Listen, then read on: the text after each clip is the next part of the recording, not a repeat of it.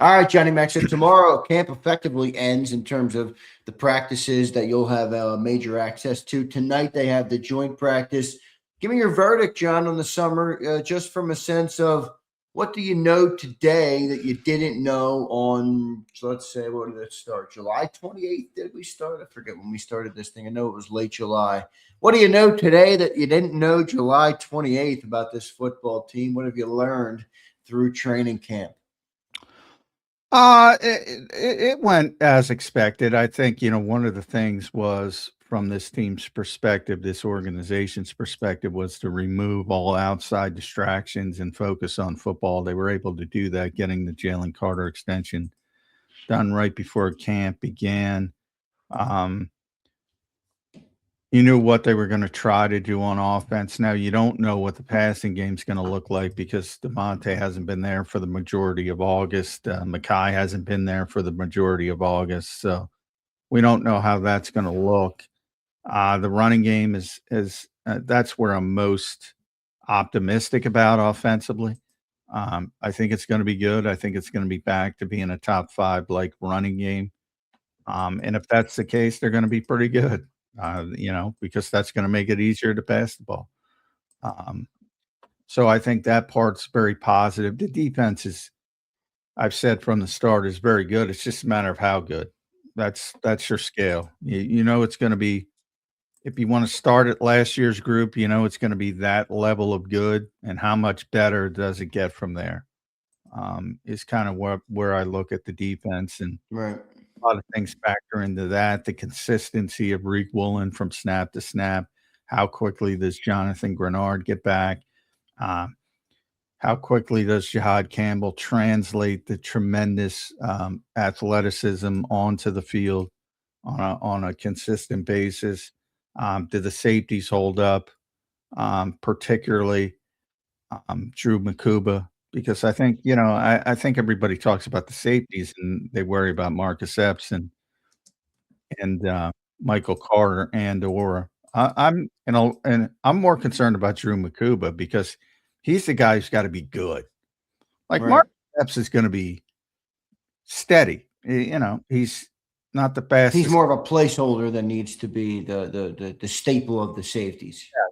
Makuba's gotta be a playmaker, and, that's a big leap to just expect it in year 2 after, not finishing his rookie season because of the fractured fibula. So, um, I think that's been not talked about enough.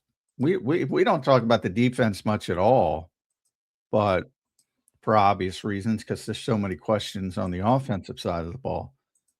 But when we do, I think a lot of people glossed over and they say, "Well, Makuba's fine." Well, I don't know about that, but we're gonna see. He's got talent, but we're gonna see about that. So, but overall, they're, I would say, what I expected, which is one of the 5 to 7 teams that have a realistic shot at the Super Bowl if the stars align, but they're a little bit back from where they've been over the past 2 seasons when you said, "Well, this might be the best team in football." I don't Right. go into this season saying this is the best team in football. And is it fair to say that's mostly offensive skill position related, or I guess the offensive line could come into that too? Because it does feel like the defense is still ascending, John, to me. Yeah, it's still young. Yeah, I would agree with that. Um, specifically with Campbell and Makuba, who have a chance to be real big time players.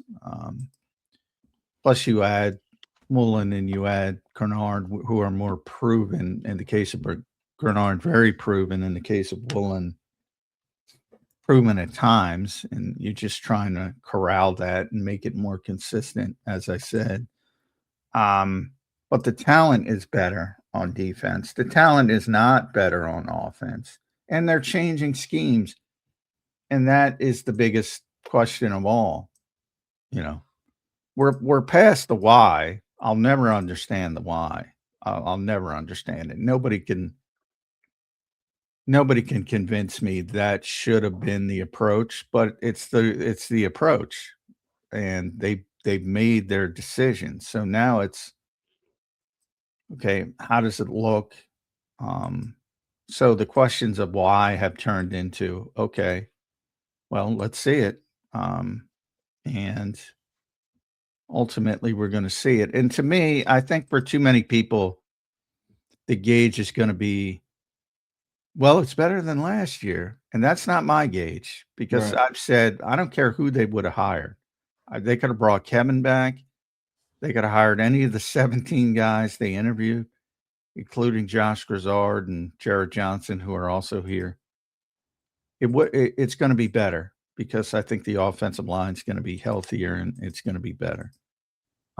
That to me is not the gauge. The gauge is this a competitive Super Bowl level potential winning offense? And by that, I mean more like 2024, which was not explosive or great or anything except in the run game. Which More was like, which was so dominant though to an extreme. You know what I mean? It's different than just saying, they weren't an explosive offense. You know, yeah, when you have one of the greatest offensive lines in the history of pro football, that's going to yeah. give you an unfair advantage. Well, it's more of can you complement the championship level defense enough Right. to get over the finish line? Well, you've covered a lot of August. Do you get the sense that it will at least be that? Do you get the sense that this is a Super Bowl team's camp? No, like I said, it's not what it was. They've clearly taken a step down from where they were, at least from a